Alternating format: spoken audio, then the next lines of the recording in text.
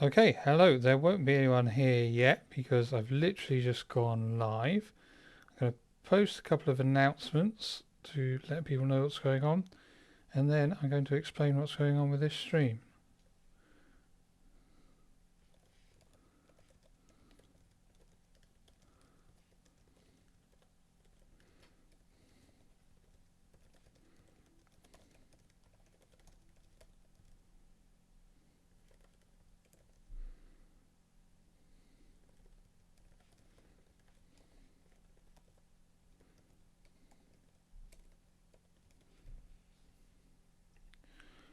There is Twitter.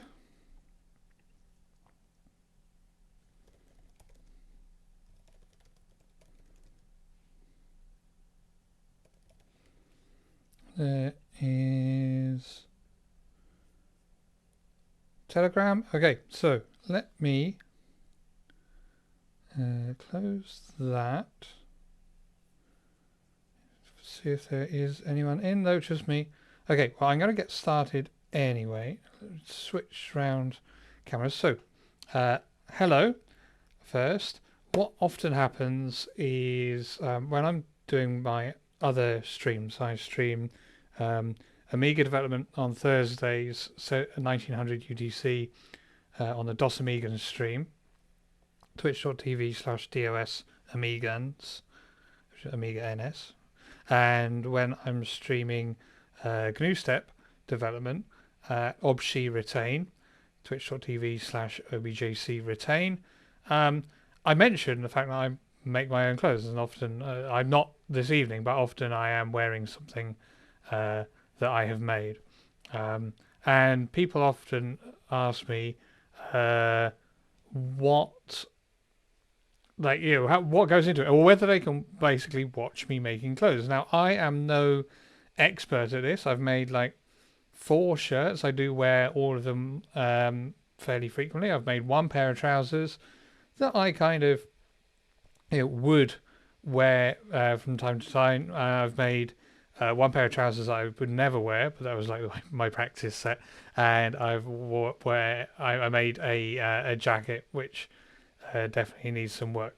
So we are starting from the beginning. I think, like, if you watch this stream, whether you're watching live, hello, or whether you're watching catch-up video on YouTube, I am going to make a suit, and what you'll probably see is just how much work goes into this.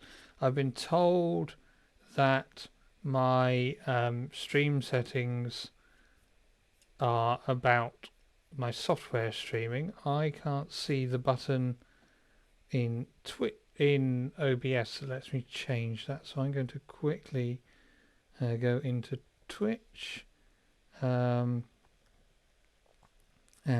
change my settings there. So yeah, this is all entirely live. Right, yes, there we go.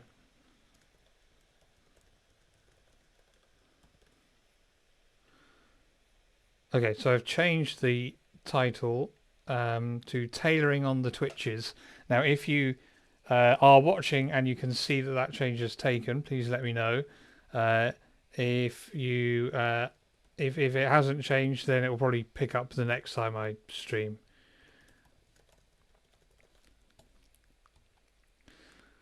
So, where are we? I'm starting right at the beginning. There are like, and I'm not the most expert clothes maker in the world, so there are probably 100 hours go into. The title has changed. It includes my typo. Excellent. That might be autocorrect's typo. Tailoring on the twitches. Nice. Okay. Changed again. Awesome. So, I've seen videos on YouTube from like cutters in Savile Row who say that there's like 80 hours of work, which is 2 full person weeks goes into making a jacket. Now, if you assume that there's like roughly equivalent for the waistcoat or like vest if you're in America, and roughly the same amount in the trousers, then you're looking at 240 hours, 6 weeks of work to go into a suit. And I am not as practiced as these people are. So it's going to be harder for me. It's going to take a long time. But you probably don't get that impression if you watch videos, people like Karolina Zabroska or Bernadette Banner on YouTube, where they've got like a 25-minute video where they go, "Oh, I made this Victorian gown. Here's me drafting the pattern. Here's me cutting. Here's me sewing." There's a lot that they're not showing you, and so these streams are definitely going to feel well slow. I'm just going to go and get, but hopefully my microphone is good enough that I can carry on talking while I do this. I'll go and get the fabric that I've got, because I bought this fabric a long time ago and it has been sat here waiting for me to finish another project and then turn it into a suit. So what we have here, I am probably going to switch camera to the table camera and move you out of the way. So this is some kind of just light grey, fairly thin but densely woven cotton. Let's put it up by the camera, see if you can see it a bit better. There's, it's quite a sort of nice and it's quite smooth feeling, and that is going to be the inner lining. This, he says, and then can't get it out. Right, here we go. This is my actual fabric. This is well, it's called suiting, but it's quite nice, mostly wool. I think it's probably a wool mix, but it doesn't have a whole lot of stretch. It's it's fairly stretchy on the bias, and it is it's quite shiny. But this is the material that I'm going to make it out of, and then everything else in here is what we call notions. So things like bias tape, buttons. There should be enough fabric to do the three-piece suit, but there are a couple of reasons that I think there may be issues. So I'm going to I'm probably going to make a couple of mock-ups on my way and see how much fabric it takes, and then pin the whole thing out onto the fabric before I actually try to make anything. So in here we've got some fairly thick interfacing, some fairly thin interfacing.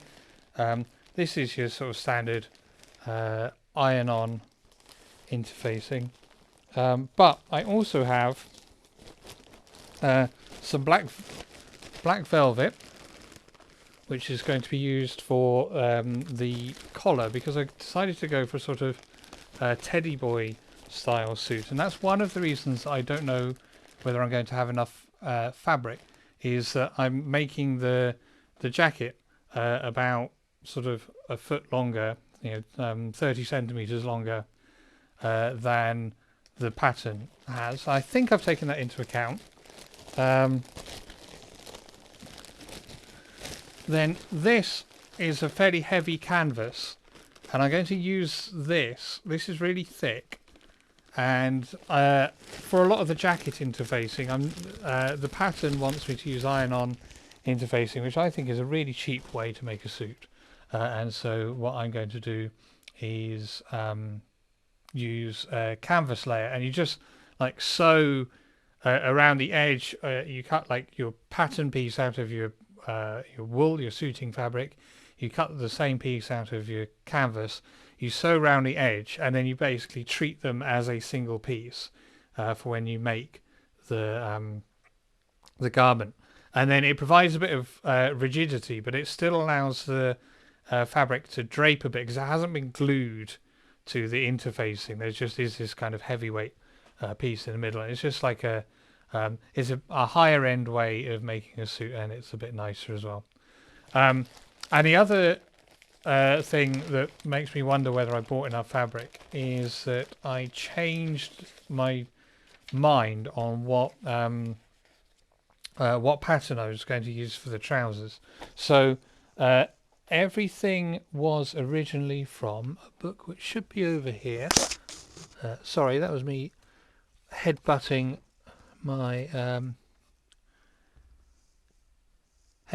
furniture with the microphone end of my face, which is why it made a loud clonk.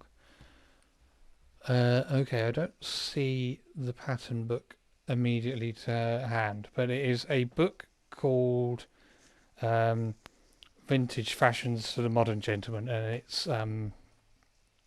it's basically just a modern collection of patterns for sort of traditional garments, shirts, trousers, waistcoats, sort of paperboy caps, that kind of thing.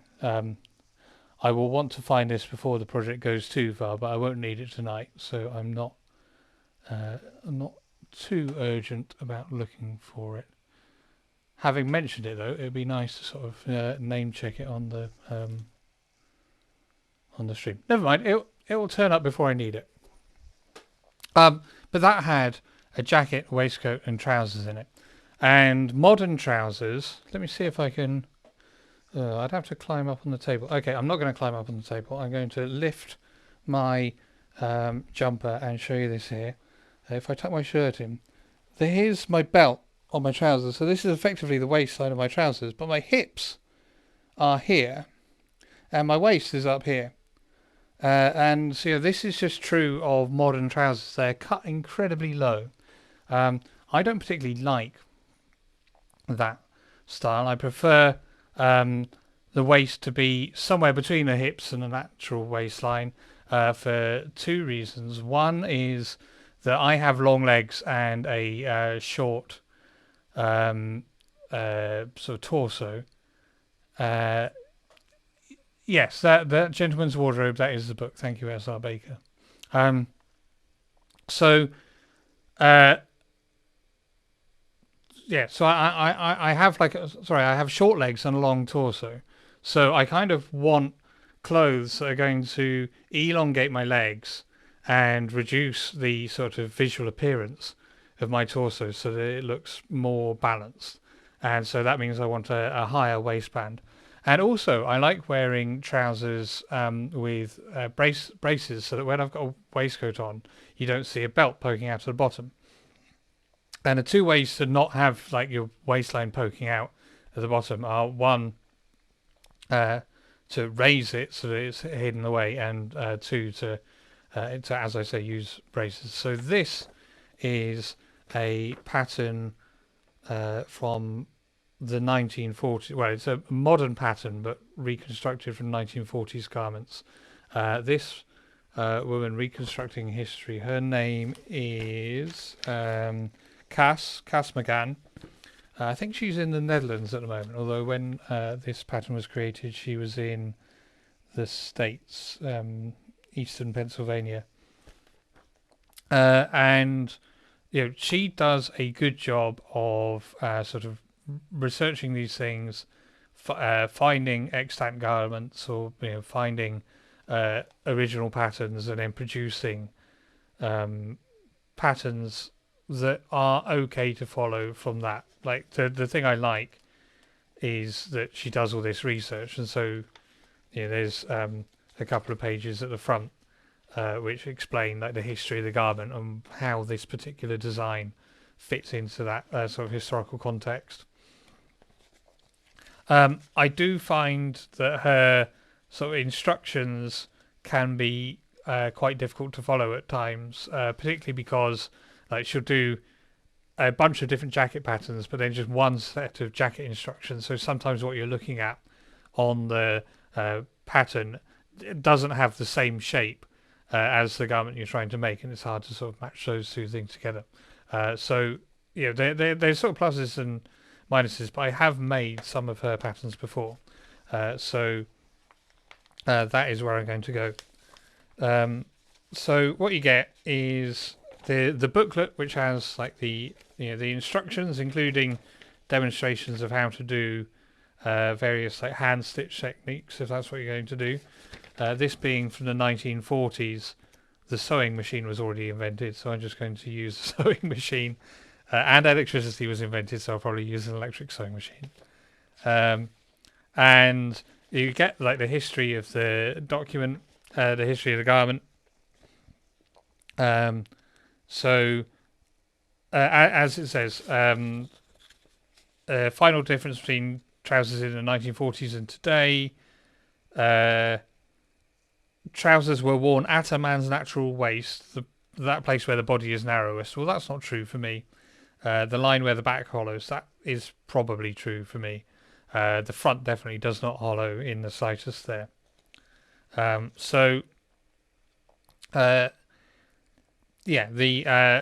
get this bit of history, you get the instructions, you get this sheet which has just the things you're going to need, the fabrics, what we call the notions, which are basically the things that aren't fabrics, buttons, fly, zippers, threads, lining material, and so on.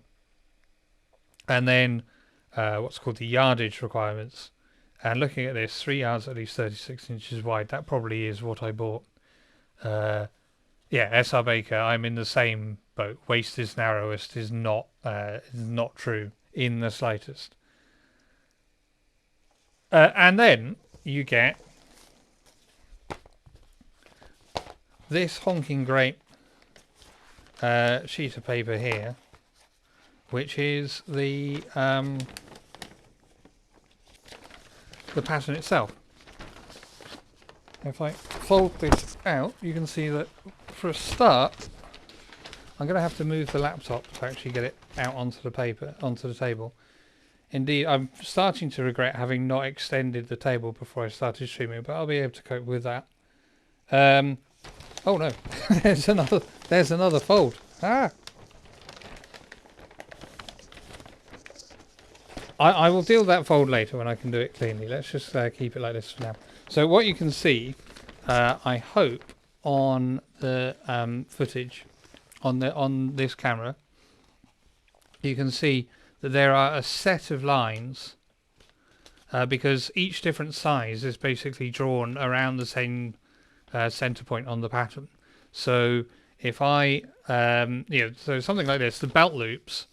Well, basically what you've got is an inch of material that you just cut down. I may not use belt loops at all, in fact. I may just sew buttons for braces on the inside of the waistband and leave the belt loops off completely. But they're one size because belt loops are all the same size no matter how big your trousers are. Side pocket facings. The pockets are always the same size, and so on. But like this piece in the middle, and now I will unfold this crease here. Wow, that is huge. This piece here, the waistband, obviously your waistband depends on the size of your waist. So here is the 28 inch, 30 inch, 32, and so on. So the first thing I want to do is to trace this out and to make my own pattern blocks so that I'm using the pieces that A, I've traced at my size, and B, I haven't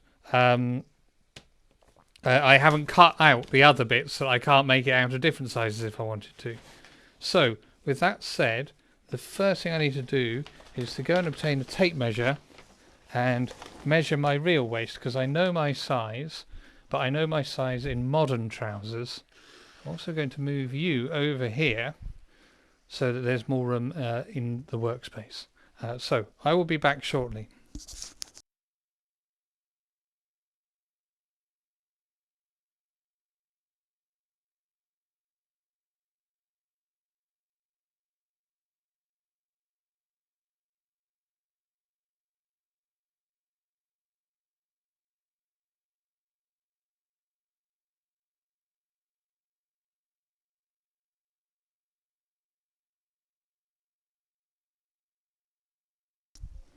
Right, I am back. I will just mute while I remove my...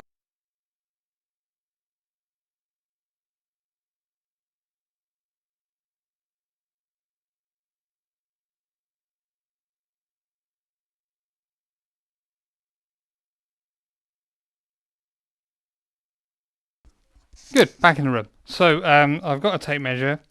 I'm going to do it around my shirt because it doesn't make a whole lot of difference, and I would want trousers that I can tuck my shirt into anyway, so the waist size needs to end up about the same as as my waist plus my shirt size. So that is there, and that is at 39.5. So I'm going to cut the 40-inch pattern. So there's no surprise that if I were to cut, where measure around where modern trousers sit, which is about there, it's a lot smaller. It's 38.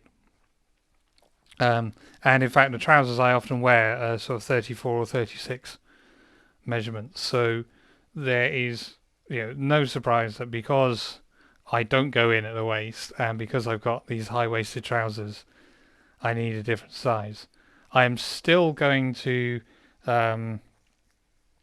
buy some test fabric and make a test pair before I go into the into cutting the actual suiting. And shout out to completely not a sponsored stream, but I do think they deserve a shout out to Heems on Fossil Road in Coventry. Absolutely fantastic fabric shop. They are online, onlinefabrics.co.uk. Yeah, online-fabrics.co.uk. They do a great job. So what I've got here is a massive tube of tracing paper.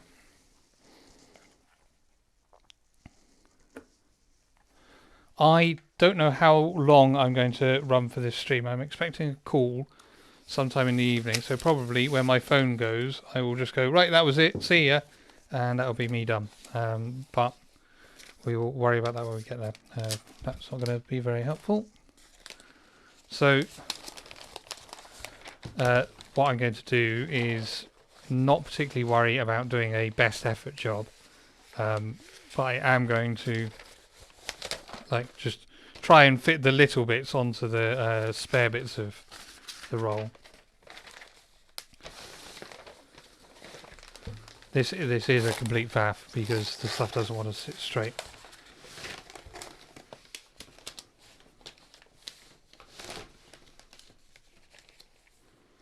It looks like I'll probably get things like the pocket facings and the waistband and stuff just out of these scrap bits, and I can bring out the big guns for the main event.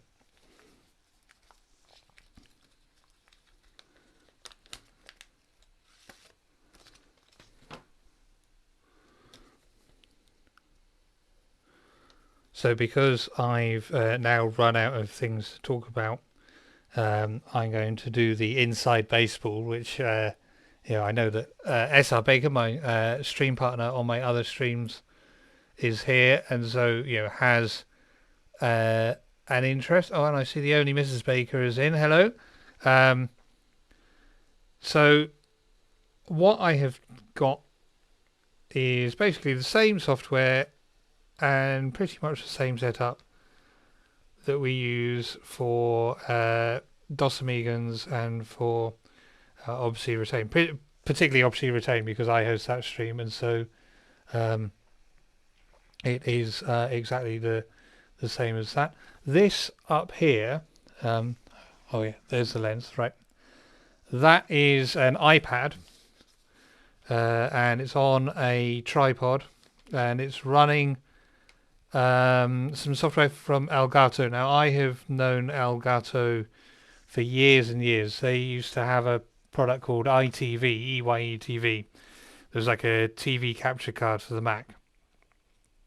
And a friend of mine, Uli Costero, worked there and worked on the ITV application for Mac. So, I've always trusted them to know what they're doing when it comes to sort of AV applications, and they've got this app called Epoch Cam, EPOC Cam, which broadcasts the video feed from the from the iPad over either USB or Wi-Fi to effectively a camera driver. So there's no application on the Mac. I'm not using a special app to capture the camera. It's just it just appears as a camera in like Skype or FaceTime or in this case OBS, which is quite handy.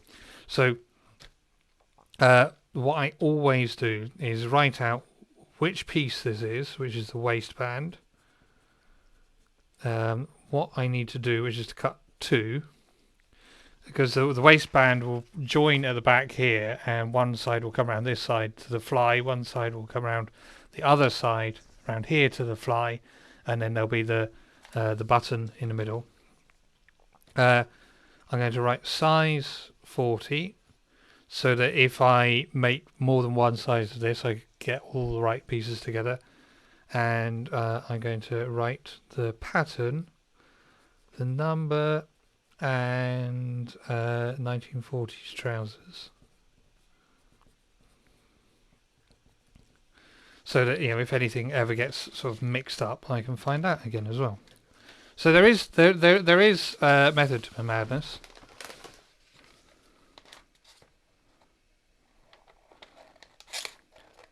And then, of course, as all good tailors, I have separate scissors for cutting paper and for cutting fabric, and I would probably burn with the fire of 1,000 suns anyone who used my fabric scissors on paper.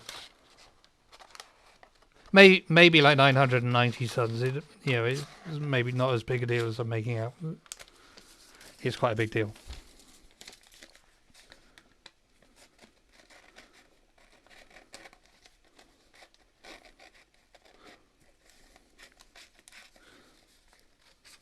So a thing that isn't explicit on these patterns, and because they are vintage patterns, it is worth calling out, is that the reconstructing history patterns do include the seam allowance. So this waistband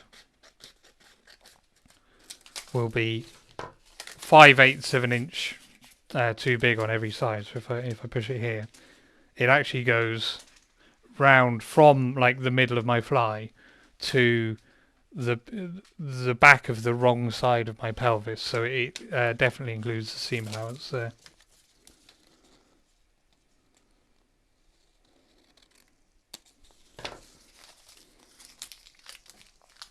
I wonder whether I can find that book. It usually... No. Yeah, it usually lives in that corner. But I did recently finish another project, so I probably just tidied it away in a fairly messy fashion. There we go.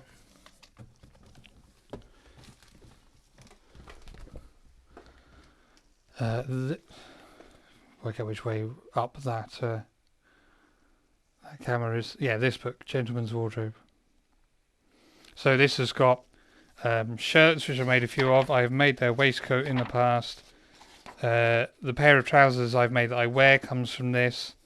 It's got jacket, boxer shorts, various nightwear, and then things like bow ties and cravats and caps and things, which I definitely would make. It's important to find the right fabric for those.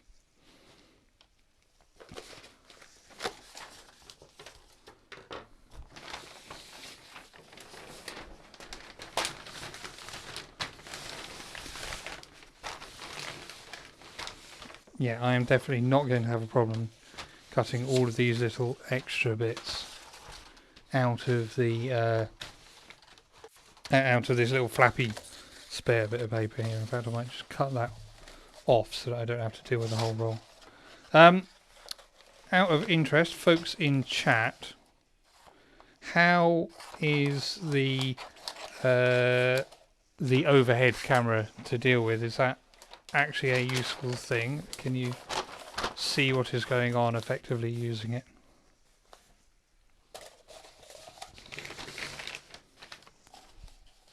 If I need to get my big head out of the way while I'm working over it, well, we might just have some trouble then, because like I need to be able to see what I'm doing.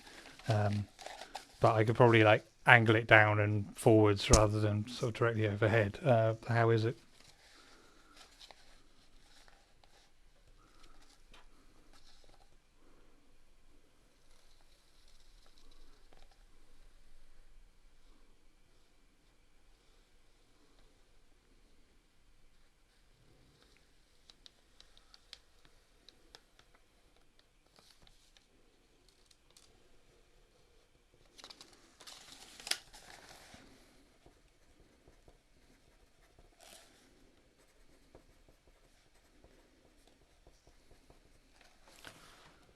Just fine. Great, thank you.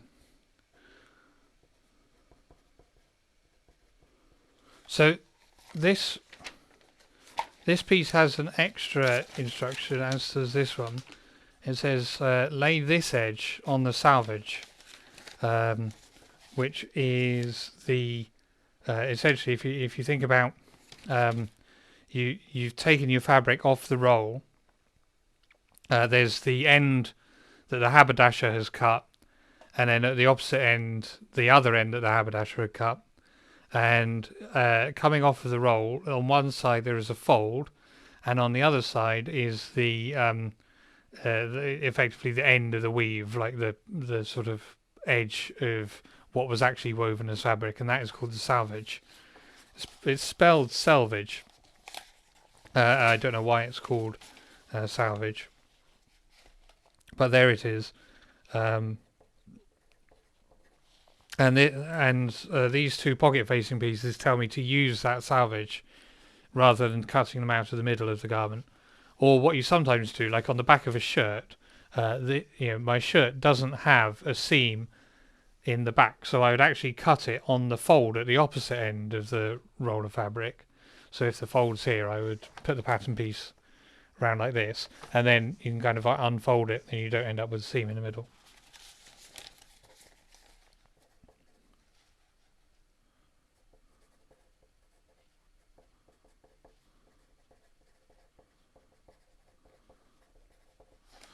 But none of these pattern pieces have got grain lines on. So often you would see a line that has like a big triangular arrow, then a line, and then a big triangular arrowhead at the other side, which tells you to you line that up along the weave of the fabric.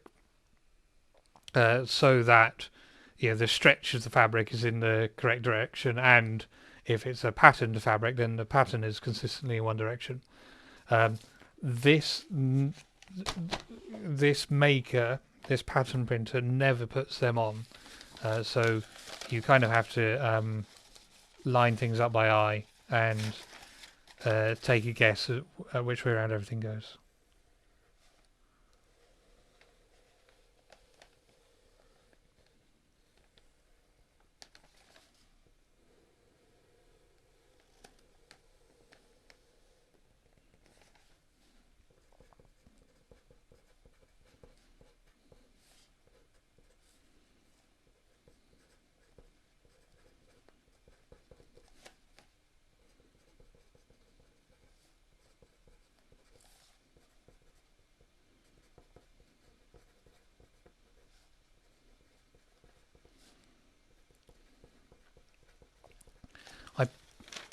Picked two of her patterns for trousers. This one, which is one I've decided to go with, and the other was a set of what are called Oxford bags, which are from the 30s, which are incredibly baggy. They are ridiculous trousers. I think there was just a little bit of a runaway fashion in how wide men's trousers could get in the 1930s. And these trousers, I think each trouser leg is 18 inches wide. So you've got, what's that? That's probably about that. That much trouser, and that is twice the width of my leg if I'm holding my thigh up, which is obviously under here.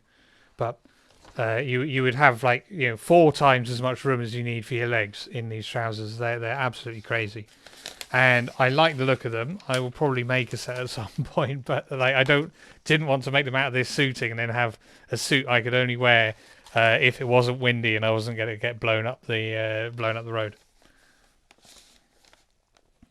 So I've done the pattern piece for the belt loops anyway, in case I want to use that.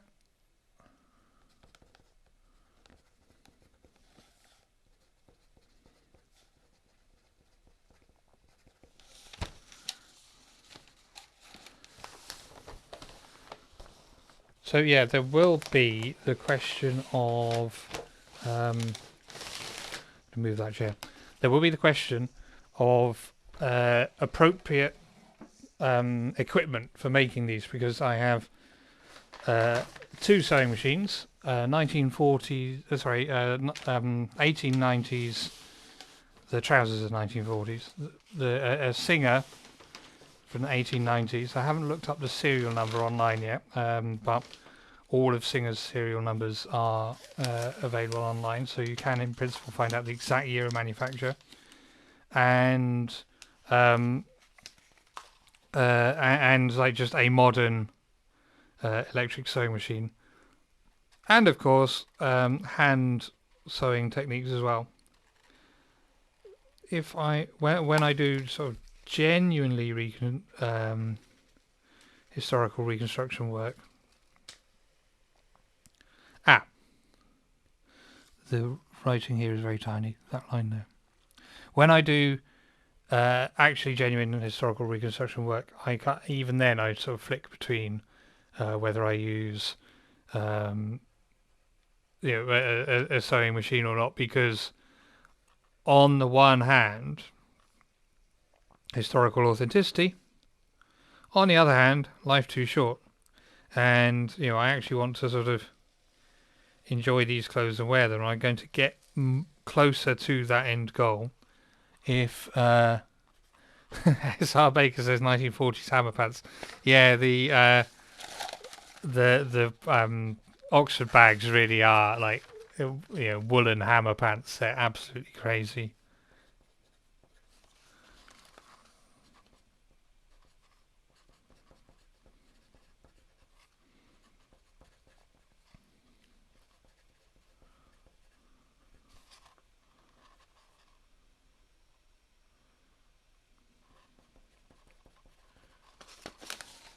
Yeah, so what some people do, which is like a decent compromise, is they'll do their the construction by machine, and then do the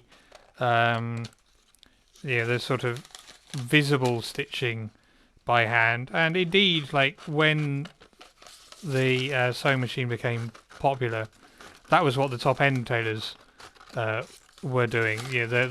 Firstly they kind of stuck out completely from the sewing machine and said, no, there's there is craft that goes into sewing trousers, that goes into sewing garments, and the sewing machine automates that craft away, and so it produces a lesser quality garment.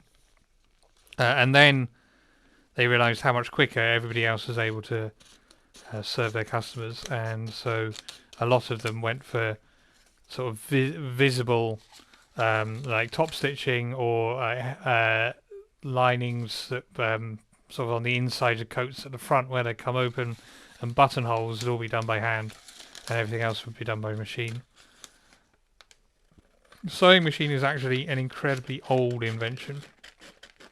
I think they were first patented in about the 1740s, but those ones were for leather specifically, and you had to go along like someone was operating the machine, someone was in front of it punching holes with an awl to give it something to sew through. It couldn't actually punch through leather itself, and they were used for like tacks and for equestrian gear.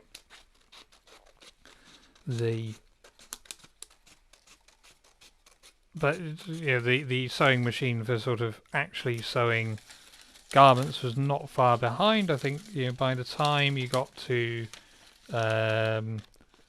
let's say the American Civil War and to like contemporary garments in Europe, you would have at least found a military making use of them, just because they had a vast quantity of vaguely identical garments that needed to be produced.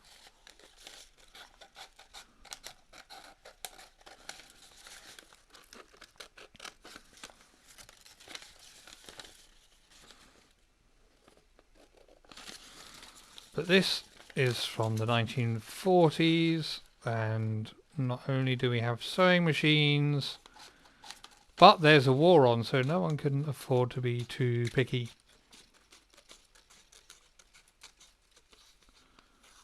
You'll be lucky if there's real milk in your tea.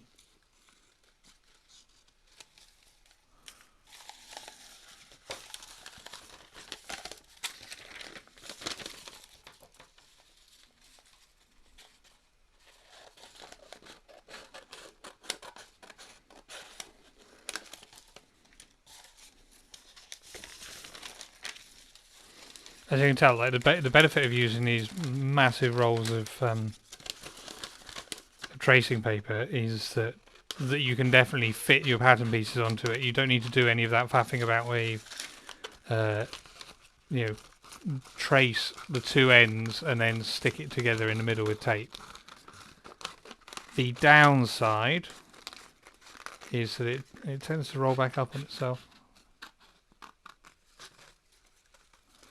But that's not a big deal. Like when I've cut it all out, I can like roll it out flat and put a load of books on it for a while and try to get it to stay flat.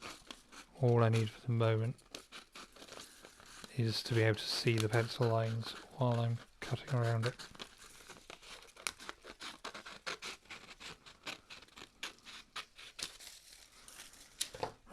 That is not a bit I need, it's just vaguely rectangular. Those are not bits I need.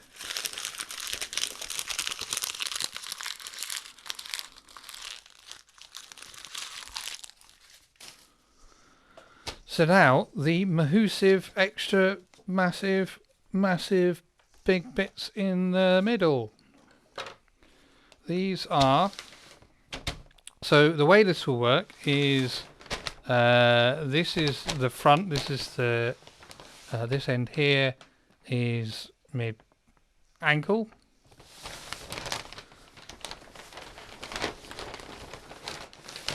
This end here is the crown jewels, and they're awkwardly kind of at the same spacing as the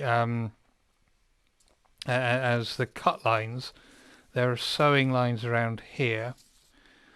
So what will happen is that you'll have a piece that goes up like this. It's easier to show you on the outside bit, and then a line that comes around here. And what you'll do is that line will be this. Oh, can you see that? Yeah, let me switch to this camera a second, because I think it'll be easier to see on here. So the line from my leg seam comes up here and carries on up to here, but the front of the trousers don't do that. The front of the trousers stop here and then make the front of the pocket. And the way that works is that the pocket is sewn in here, and then this bit is the pocket facing. So you sew the pocket together, you sew the pocket to the front, and then you sew the back to the pocket until you run out, and then to the front after you go down that. And so this extra bit here will be where there's space at what is effectively the back of the front that the pocket can attach to, as well as the sewing line.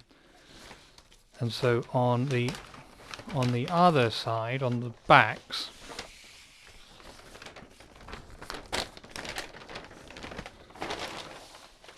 you've got a really big sewing line. So on this is the 50-inch waist. Here's, I'll switch back to the other camera. Here's the cutting line where my pencil is, and there is the sewing line. And you can see that up here, there's basically going to be a massive, like, pizza slice of spare fabric, and that's just because that is where your bum goes together, and so that is where there's a lot of strain on the fabric. So there's a lot of spare there, which gives you two things. One is that the stitching is going to pull fairly evenly on the fabric. It's not going to kind of pull its way through the edge, because there's quite a big gap to the edge. But also, if you do happen to like eat a few extra cakes, you can undo that line and put it back together using some of that spare. So it's a bit of strength and a bit of insurance, really.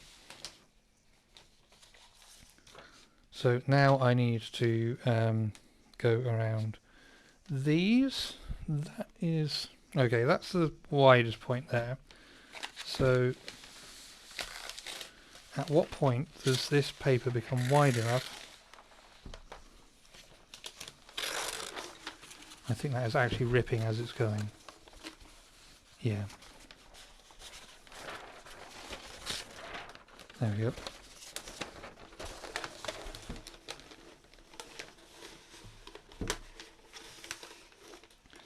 That is probably not a big deal. I should be able to tape that up. So I'll put it about there. I'll get some tape.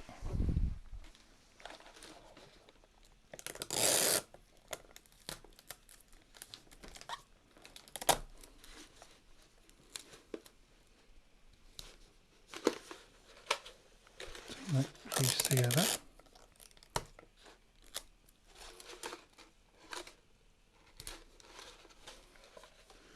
Okay, now I've got to work out which line I want. It went up to 50. So it'll be 50, 48, 46, 42, 48, 6, 4, 2, that one.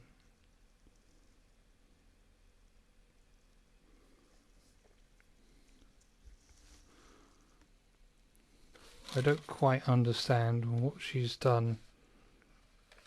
All of these lines go up to the same place. I'm going to start from the one that's down. This is where the sizes are actually marked on, so I'm going to start from here and follow these lines around, which is again easier said than done because they cross over each other at this point.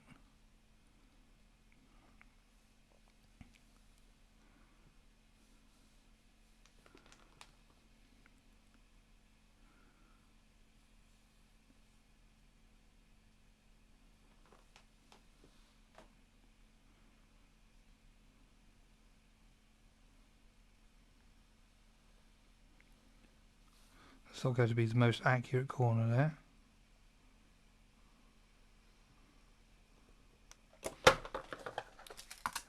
Often I would have music on while I'm doing this. Obviously, because Metallica don't understand the internet, I can't have music on right now.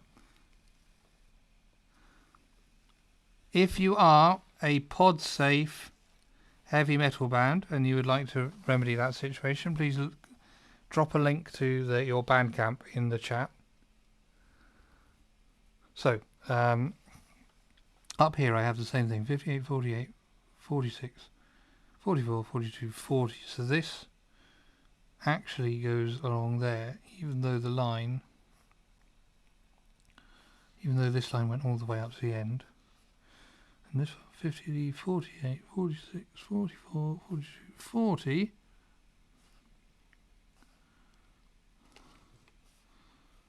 This is the sewing line for sticking the back together.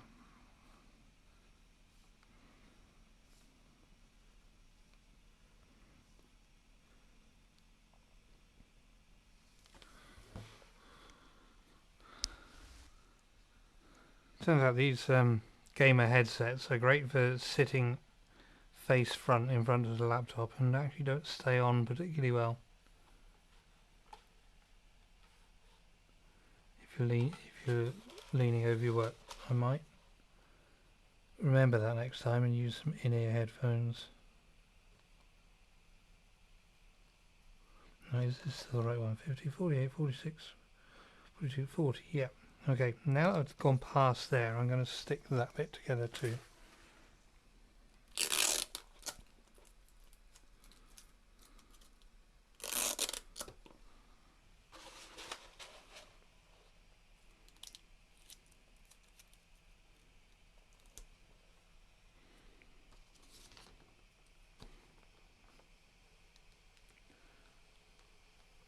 I was slightly worried when I set this up.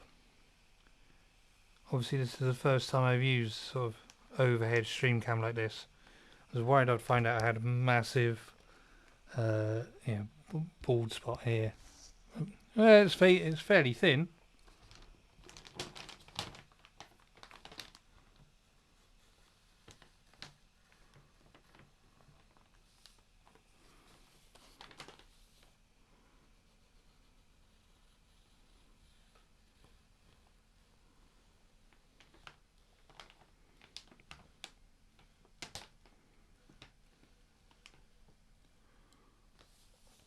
Right, I'm not getting any further than that without turning it around now.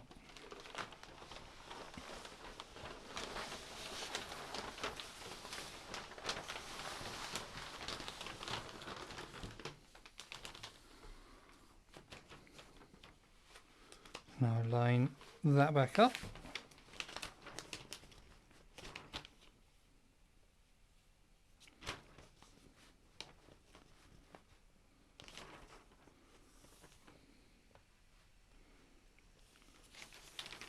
And look.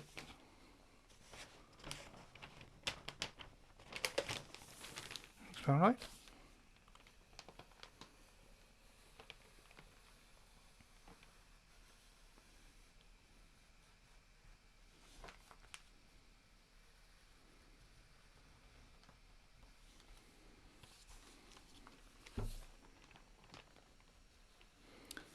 These rolls of paper have really got a mind of their own.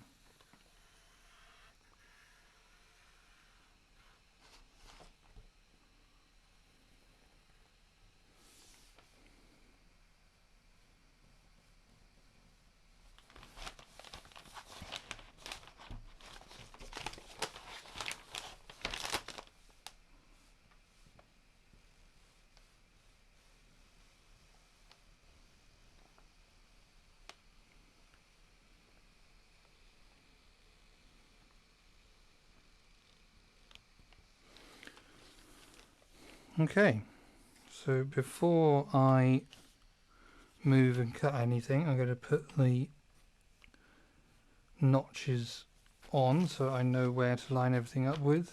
Are there any around there? Doesn't look like it.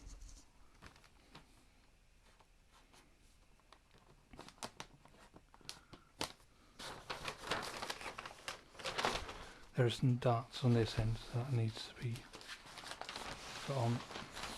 Turn it back around.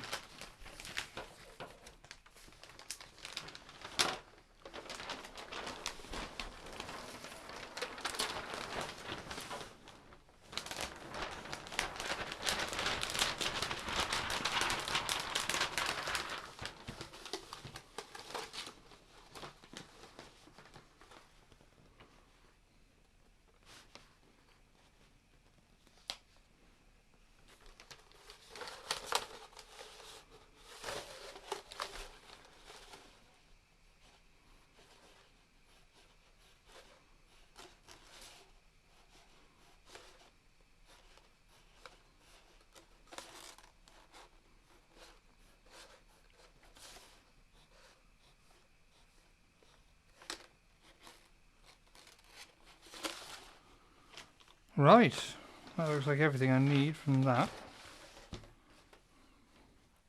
So I'll cut that one up.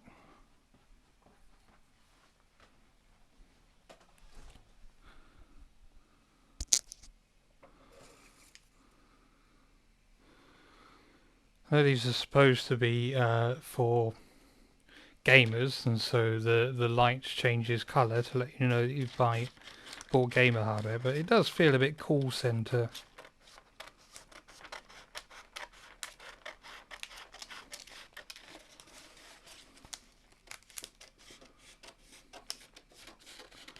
Actually, trying to like do something crafty whilst talking into a headset kind of makes me feel like one of the people you see doing demos at market stalls, where they've got like their cleaning product,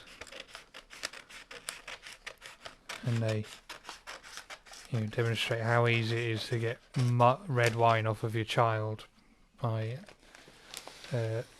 dousing them with this special product.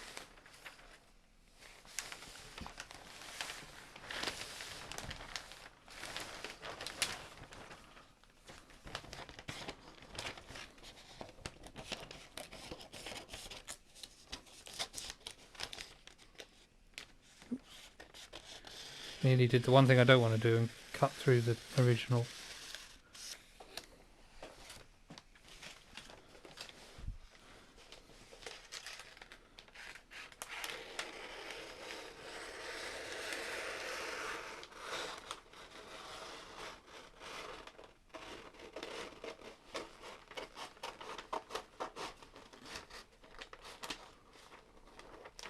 I don't know what category I set on Twitch actually, but I'm hoping it's retro, because I reckon this probably does count as retro for Twitch purposes.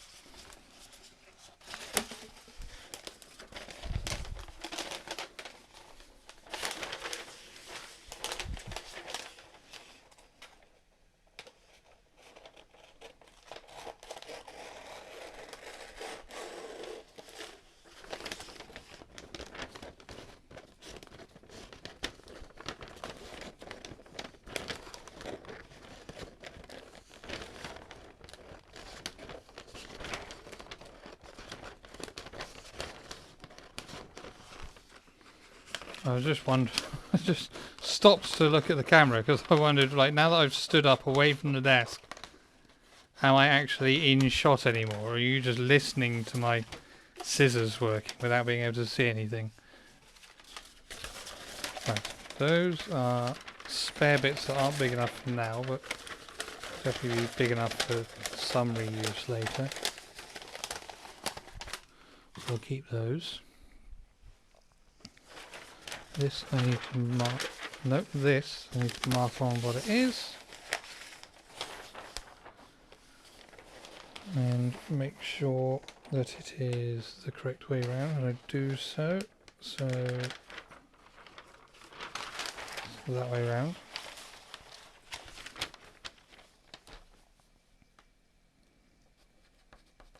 There's the back.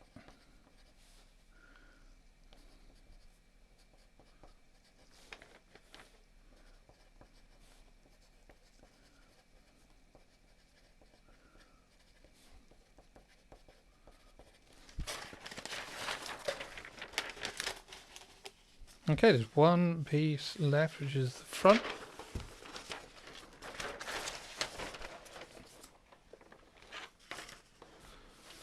Your back will sleep soon unless plugged into a power outlet. Well, you know what? I'm going to go and solve that problem before cutting this final piece out.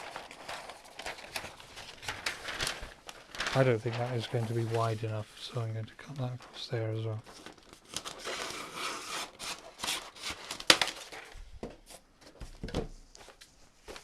Right, back in a minute when I've got a power brick.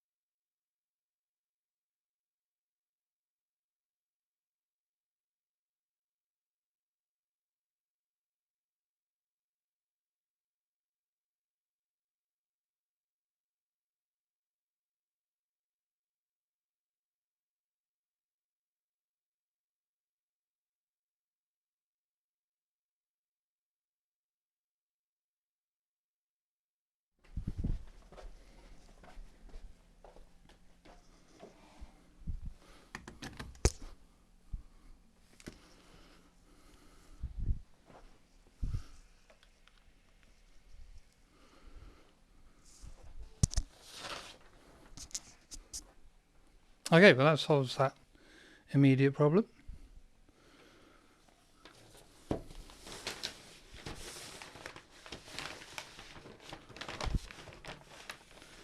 Once again, I have the situation where the size line is only marked on in one place, and I've got to make sure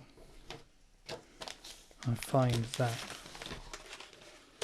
Yeah, now I'm definitely not on the picture. Oh well, you can hear me. That is probably the main thing. Let's go that way around so I don't run out of paper.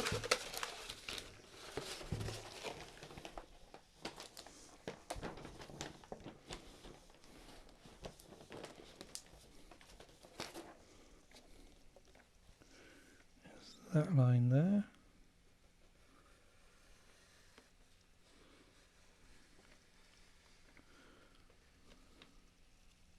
I'm not sure, short of like drone footage, what I could do to keep this in shot, because once I start cutting I actually need even more space.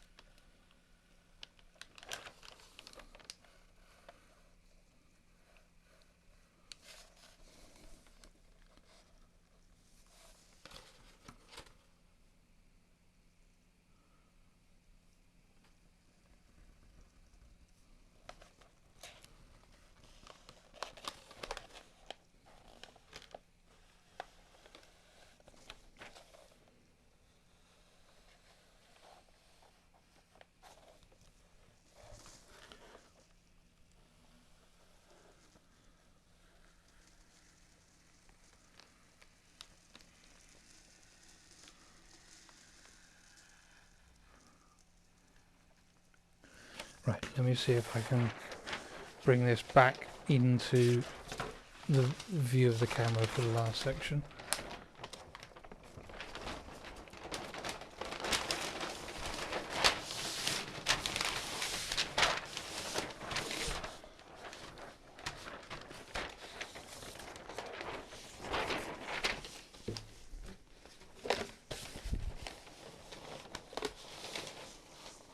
Go.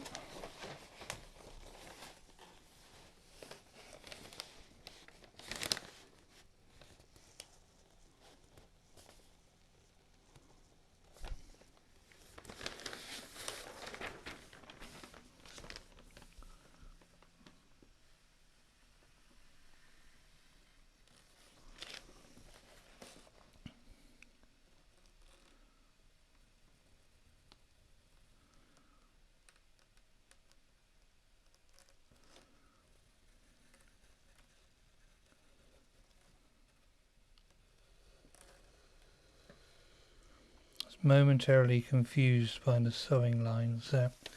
What it looks like, so I don't know how much detail you can see, but what it looks like is there's a line here and then there's a dashed line that comes out of it but goes up the outside.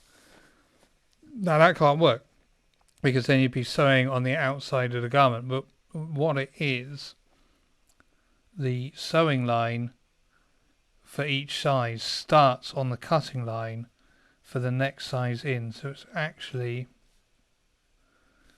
around here.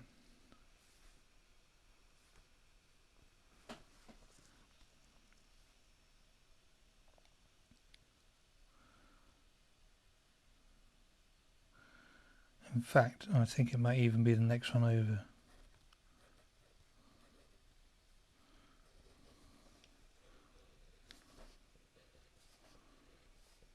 Yeah, that looks better.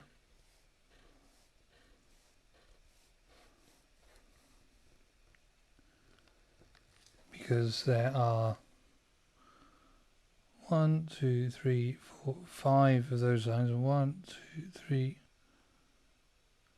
Actually, I'm not entirely convinced. I'm going to draw both of those on.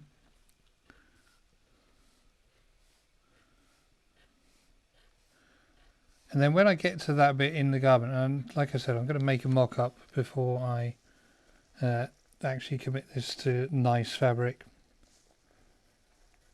When I get to that point,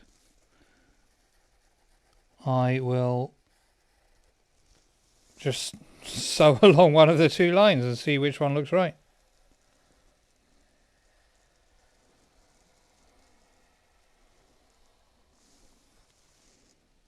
There's a notch there. There's a notch there, which I've already done. That looks like I've done everything. Okay, I'll cut that out.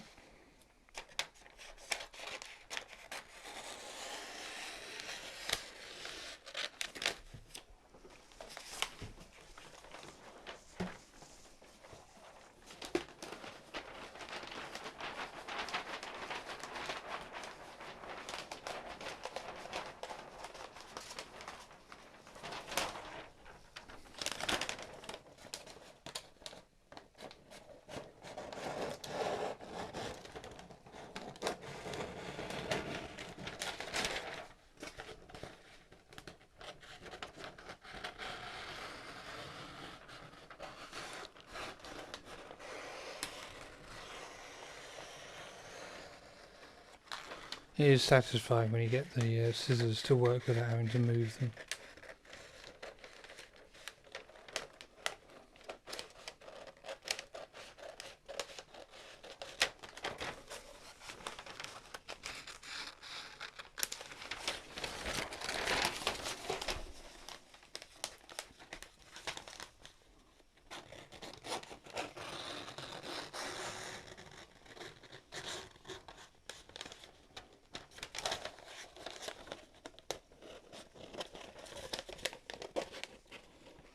Now that this thing is folding itself up, it's kind of getting in the way of that.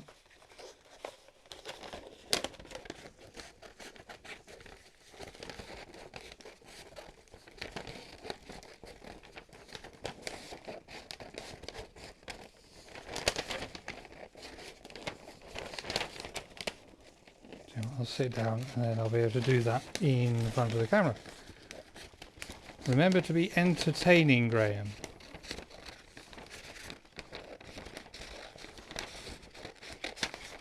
People wanted to listen to you doing this, they would have asked for a podcast.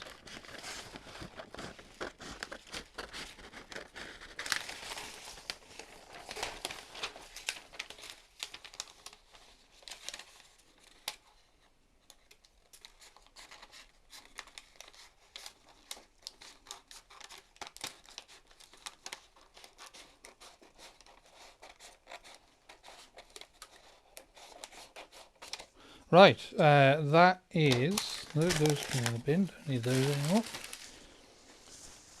That is the entire pattern cut out. Now before I do anything else, I will mark that last piece I've just done so I remember what it is, although it is the one that isn't any of the other pieces in the garment, obviously.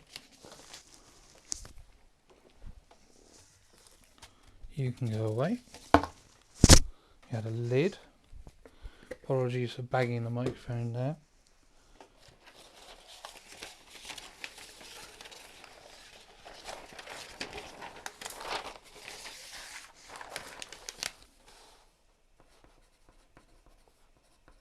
Front cut to RH number 1401, 1940s trousers, size 40. Okay, good. That, I think, is a pretty good place to call this a stream. Actually, we have discussed the project I'm going to make. We have completed a stage of the process, which is the cutting of the garment. If we're lucky, might even finish folding the pattern back together tonight, although that might take into the small hours, because these things are worse than maps.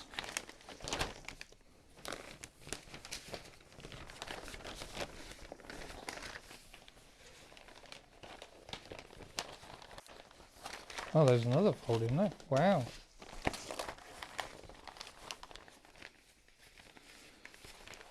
That's roughly the same size it was, and it will definitely fit in the bag. Okay, good. That is me done for this evening. Thank you very much. As we say in polite online society, please like and subscribe. Good to see you. I will. I'm not committing to any schedule for this because this is a hobby, and you are welcome to join me as I hob along. But I don't want to set myself a a chore of doing this all the time. So there will be more episodes of this. They're not on a schedule, but they will happen at some point. Thanks for joining me. Thanks for chatting. I will see you again next time.